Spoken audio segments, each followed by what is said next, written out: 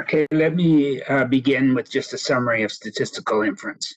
Statistical inference, you're making decisions about the population based on data collected random from the populations, from random samples. Probability plays an important part in statistical inference in assessing the accuracy of the decisions. Estimation by confidence intervals. There you want two statistics, a lower bound of the interval and an upper bound, and the interval then contains the quantity you're trying to estimate with a certain probability. The confidence interval for a proportion, a population proportion. It's the sample proportion plus or minus z sub alpha over 2. That's a table value from the standard normal distribution that has an area of alpha over 2 above it. Sigma p hat, that's the standard deviation of p hat, which is square root p1 minus p over n. And if you have a reasonable sample size, you can replace p by p hat in computing sigma p hat. Again, z sub alpha over 2 is a table value from the standard normal distribution. It's what's called the alpha over 2 critical point. There's an area of alpha over 2 above it. The error bound, that's what we add and subtract to p hat to get the upper and lower interval. Notice that it decreases as you increase the sample size. So an important problem in research is to judge how big of a sample you should have. That depends on how accurate you want it. The accuracy will be determined by the error bound B and the level of confidence you have in that error bound. So this is just obtained by taking the equation for B and solving for N. You have to have some idea of the proportion you're trying to estimate. If you don't have any idea, choose P star equal to 1/2. Confidence intervals for the mean of a normal population. X bar is the estimate of the mean. Then you add and subtract a quantity, the error bound, z sub alpha over 2, sigma x bar. Sigma x bar is sigma over root n. That can be approximated by, sigma can be approximated by s. This is okay if the sample size is reasonably large. 30 is a good rough rule of thumb.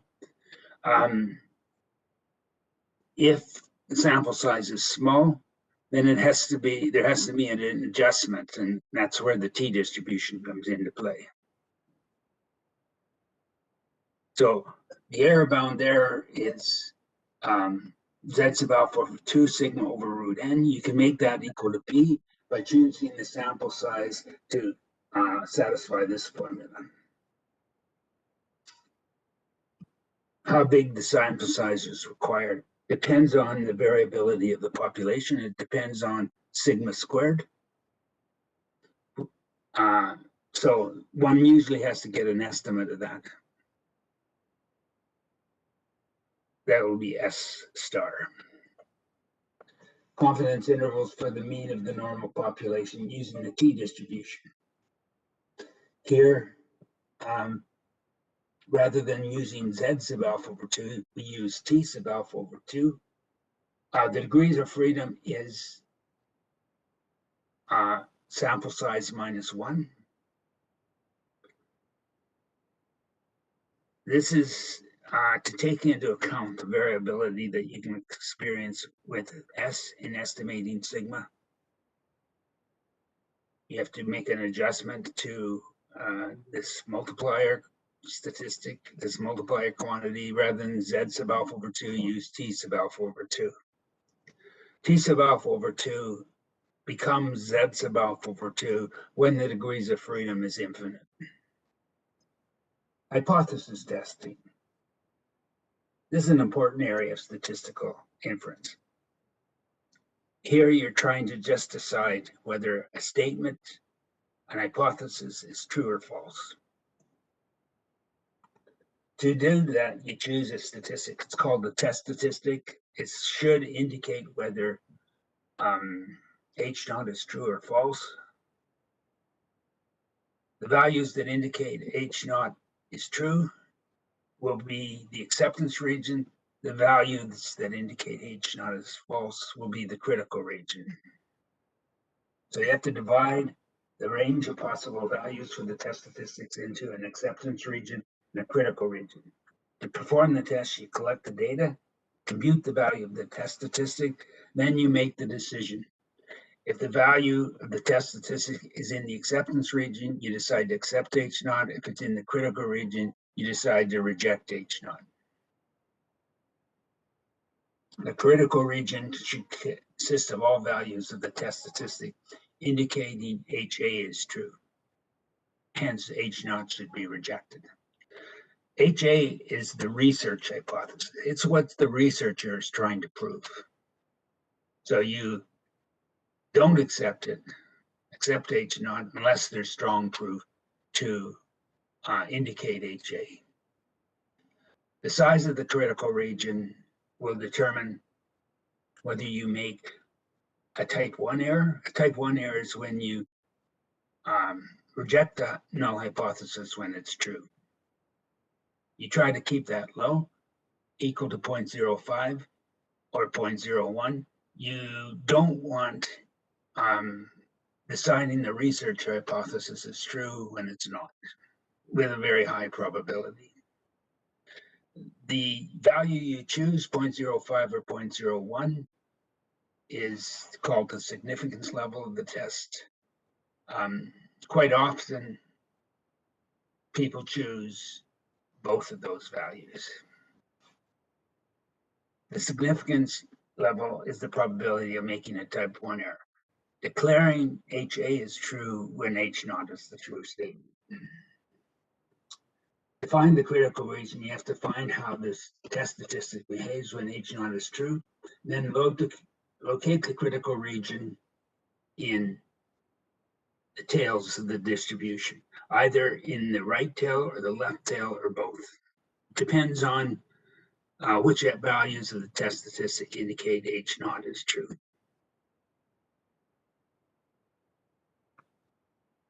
The size of the critical region is chosen so that the probability of falling in there with when H naught is true is equal to alpha. For a two-tailed critical region, you divide alpha in two and have half of alpha in the upper tail, half of alpha in the lower tail. For a one-tailed critical region, you wouldn't divide alpha in two. You'd have all of the value of alpha in either the upper tail or the lower tail. The Z test for proportions. Here, we have a success-failure experiment. P is the probability of success. Quite often, P is the proportion in a population, and you choose a sample of n cases. Each case could either be in the region which represents a success, or it could not be.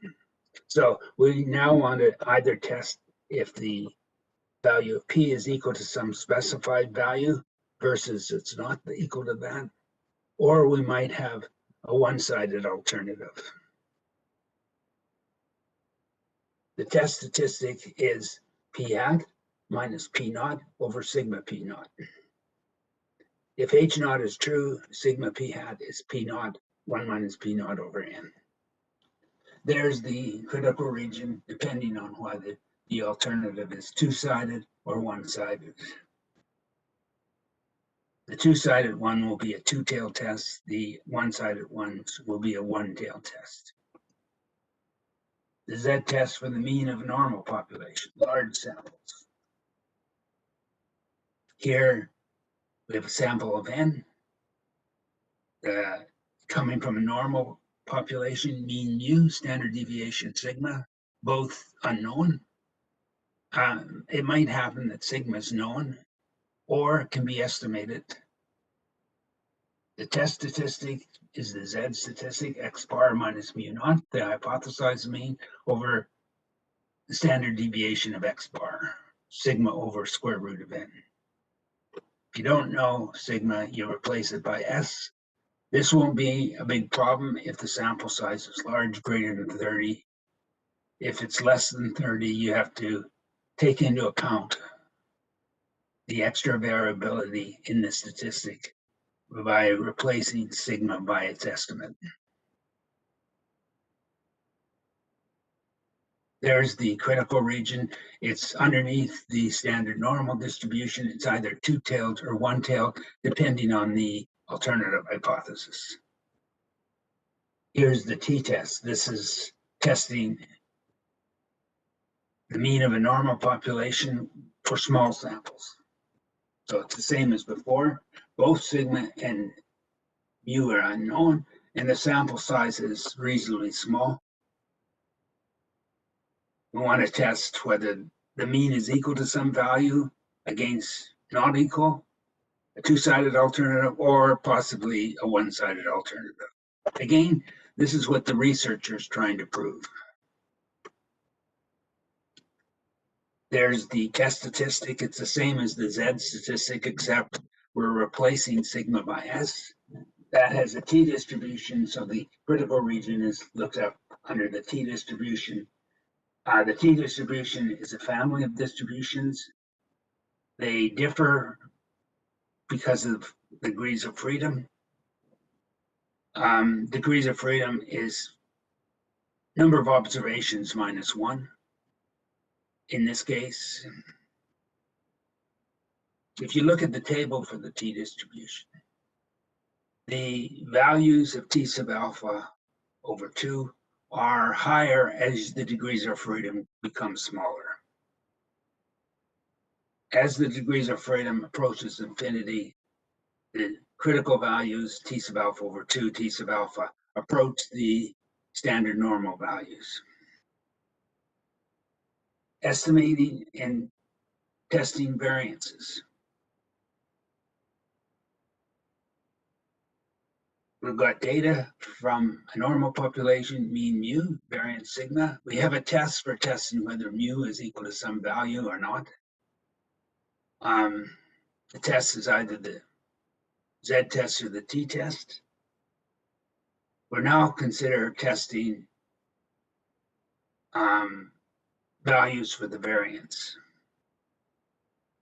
This is the estimate of the variance, S squared. This is the estimate of the standard deviation, sigma. The sampling distribution. It can be shown that this statistic, usually sums of squares, have a chi-squared distribution. This statistic has been shown to have a chi-squared distribution with n minus 1 degrees of freedom. Critical points underneath the chi-squared distribution. What's given is values, points chi-squared sub alpha, which has an area of alpha beyond it. The area beyond chi-squared 1 minus alpha over 2 is 1 minus alpha over 2, so the area below that is alpha over 2. The area above chi-squared sub alpha over 2 is alpha over 2. So actually, one has to have a different value for chi-squared 1 minus alpha over 2. When we're working with the standard normal distribution, the upper value was just the lower value was just the negative of the upper value. This isn't the case here. It's because the chi-squared distribution is a positively skewed distribution totally on the side of one. So these are both tabled. Values where alpha is close to 0, values where alpha is close to 1. This statistic, n minus 1 times s squared, over sigma squared that has a chi-squared distribution with n minus 1 degrees of freedom. So the chance of lying greater than chi-squared sub alpha over 2 is alpha over 2. Of lying below chi-squared 1 minus alpha over 2 is alpha over 2. The chance of lying in between is 1 minus alpha. Then we just rework that inequality so that sigma squared is in the middle. The first thing would be to invert. The upper limit when inverted becomes the lower limit. The lower limit when inverted becomes the upper limit. Then you multiply through by the denominator, which is n minus 1 times s squared. So the probability that sigma squared is between these two values is 1 minus alpha. The probability that sigma is between the square root of those two endpoints is also 1 minus alpha. So this lower value to the upper value is a 1 minus alpha times 100% confidence interval for sigma squared. The same limits, but taking square roots, is the confidence limit for sigma. So this is a 1 minus alpha times 100% confidence limit for sigma squared. The chance that sigma squared is between those two values is equal to 1 minus alpha. This is a confidence interval for sigma. The chance that sigma is between those two values is 1 minus alpha. Let's take an example. This example, a subject's asked to type his computer password 6 times. This is how long he takes to type the password. Takes him a fairly long time. Probably has a long password. There's the average, which is an estimate of the average time it takes him to type the password. There is the sample standard deviation. This will be an estimate of mu. We can then find confidence limits for the estimate of mu using the t-distribution. This is an estimate of sigma. We can find confidence limits for sigma using the chi-squared distribution. There's the confidence limits for mu using the t-distribution. So the estimate of mu is x bar, which is 8.3967. Using the t-distribution, a 95% confidence limit for mu is 7.472 to 9.322. Now, look at the confidence limits for sigma and for sigma squared. Sigma was 0.88151. The lower limit, you have to multiply by square root of n minus 1. N was 6 here. This is the upper critical value under the chi-squared distribution with area 0.025 above it. This is the lower value here. So that becomes 0.550 to 2.161. That's instead of this value, which is a point estimate.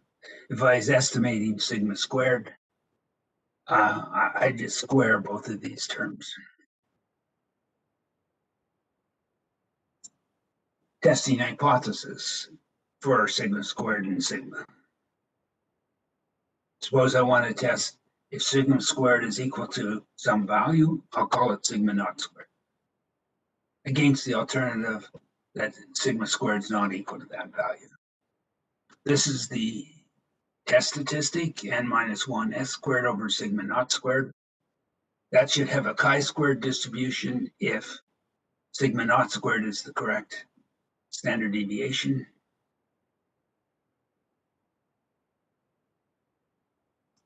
So we would reject it if U is low. The lower limit would be chi-squared 1 minus alpha over 2. The upper limit would be chi-squared alpha over 2. That's the two-tailed test. There's a graph of the acceptance and critical region. For the one-tailed test, suppose I would do that when I'm trying to prove one-sided alternative. I was trying to prove that sigma squared was greater than sigma naught squared. This statistic should be large, so I should pick reject only if it's in the upper tail. There's the critical region for the one-tail test. Suppose I was trying to prove that the true standard deviation variance was less than the hypothesized value. Then I'd locate the critical region entirely in the lower tail. The critical value would be chi-squared 1 minus alpha.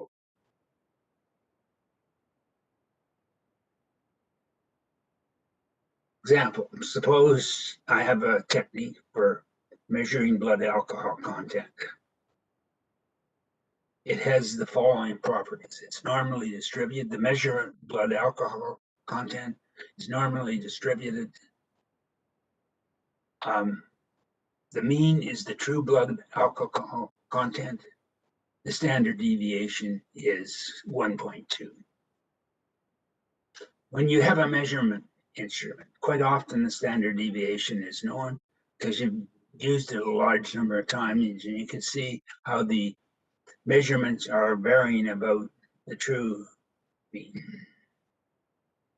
So I have a new method that's proposed, and it has is more accurate. It supposedly is more accurate. It has a smaller standard deviation. We want to collect data to test this. So to do this, we collect 10 observations on a case where the true blood alcohol content is 6.0. There are the measurements. The mean is close to 6.0. The standard deviation is 0.692, as opposed to the previous one, which was 1.2. So now we want to test whether the standard deviation of the new procedure is smaller than the standard deviation of the old procedure. There's the test statistic. This should be small. It works out to be 2.996. That's less than the critical value. So we reject H naught and conclude HA that the new procedure is better. I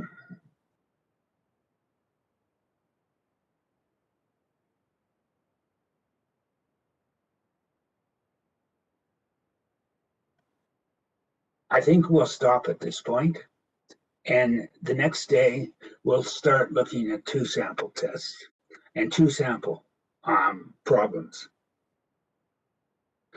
Quite often you have more than one population. To collect data from those populations, you'll collect data from each of the populations, and you'll want to compare the parameters of the two populations, compare the means if the data is normally distributed, compare the variances, compare proportions if you have you're estimating a proportion. The proportion in one population might be bigger than the other population, and you might want to test those things. We'll be looking at those later on. This would be done in testing the effectiveness of a vaccine.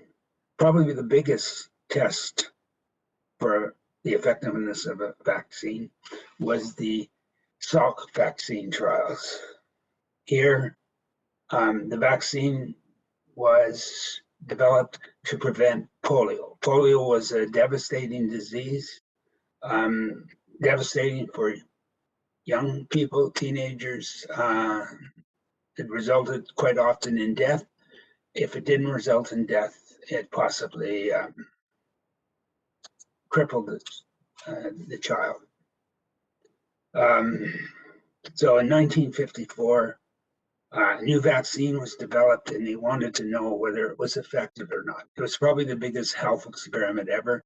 There were 400,000 people who got the vaccine and 400,000 people who got a placebo. Something that was not effective. And one wanted to find out if the occurrence of polio for the vaccinated population was a lot smaller than the proportion of people who were given the placebo, the proportion that contracted polio. So next day we'll be looking at those tests. We'll stop at this point, and if anybody has any questions, the next test I think is 22nd of February. I'd have to check on that, but I think it's around then.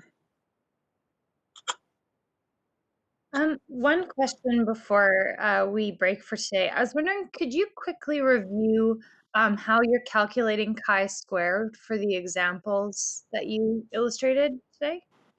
Okay, let me just go to my, we will share. Okay, where is it? I'll share my screen.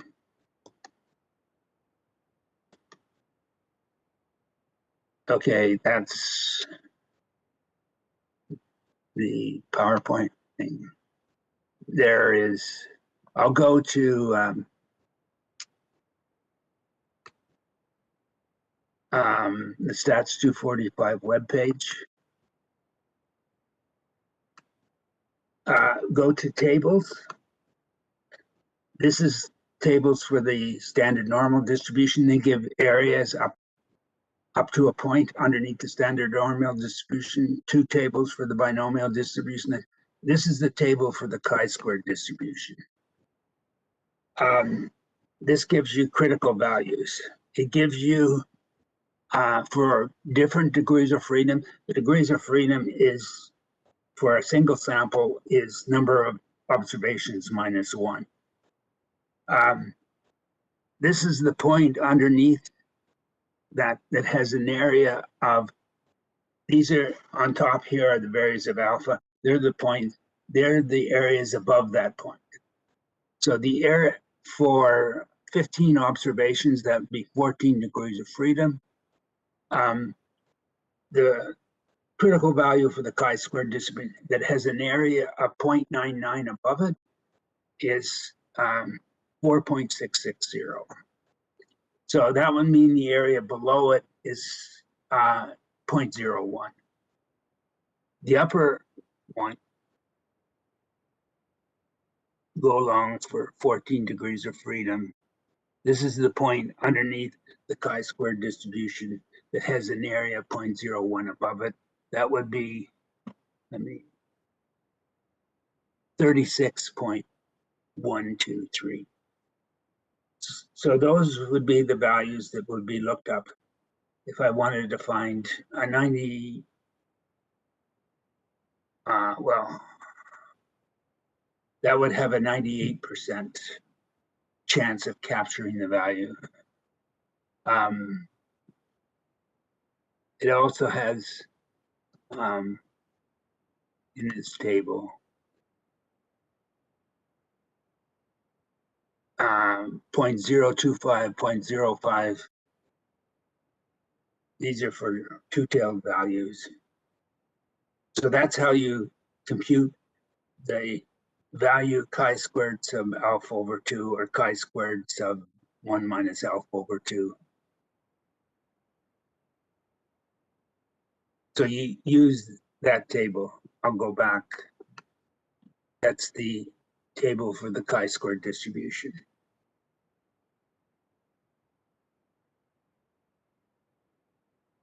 Another distribution will be the chi-square distribution is what a statistic will have if it's a sum of squares. The degrees of freedom is the number of independent terms in the sum of squares. This is sometimes a complicated calculation. Later on, we'll look at what's called the F distribution. That's when you divide a sum of squares by another sum of squares. It has the F distribution. We'll be looking at that later on. Now, I can use Excel. I'll use Excel. No.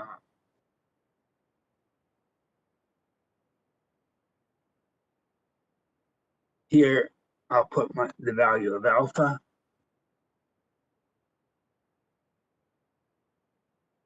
Here, I'll find the critical value for the chi-squared.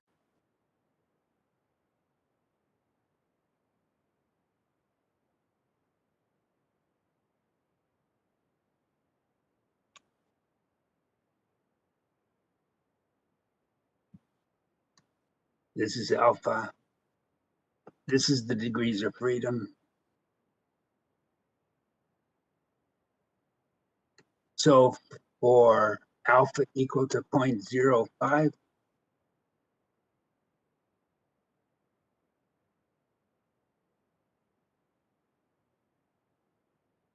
the degrees of freedom equal to, say, 14.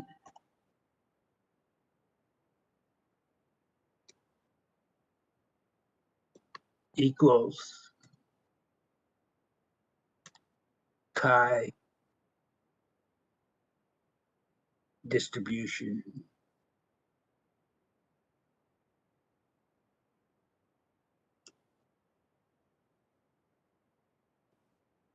This is the value of alpha.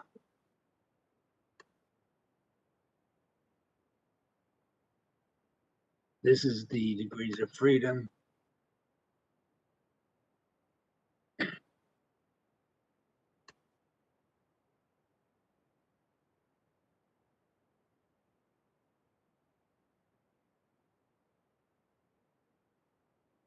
It might be a different one. It might be chi inverse.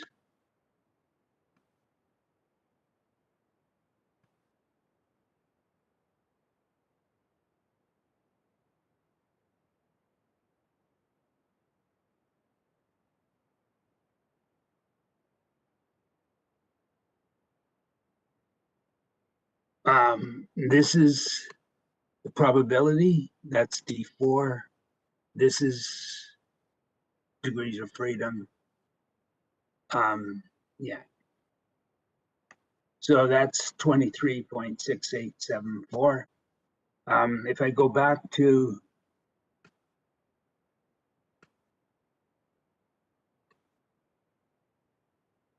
the table,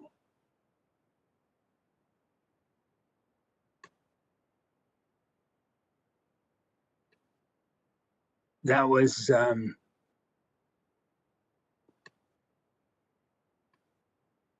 for 14 degrees of freedom, 0.05, 23.684.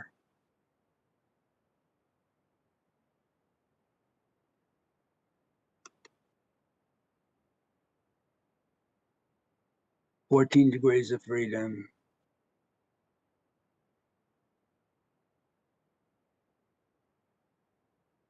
points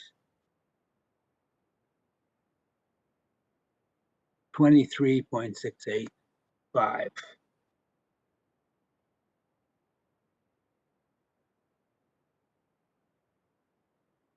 Yeah, that should have been rounded to 685. If I change that to 0.95,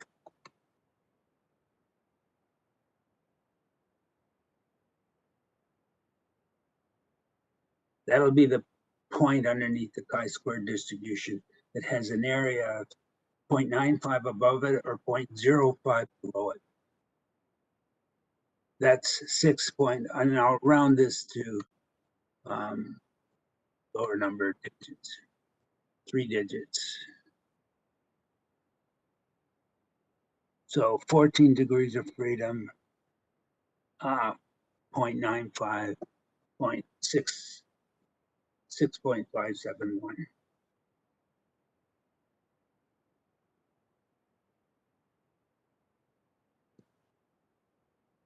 So these are critical points under the chi-square distribution. They're used to calculate in the calculation of confidence intervals for the variance and for the standard deviation of a data coming from a normal distribution.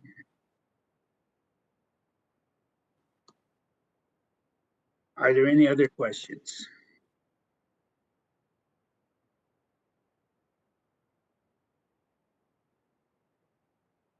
In that case, I'll end the lecture.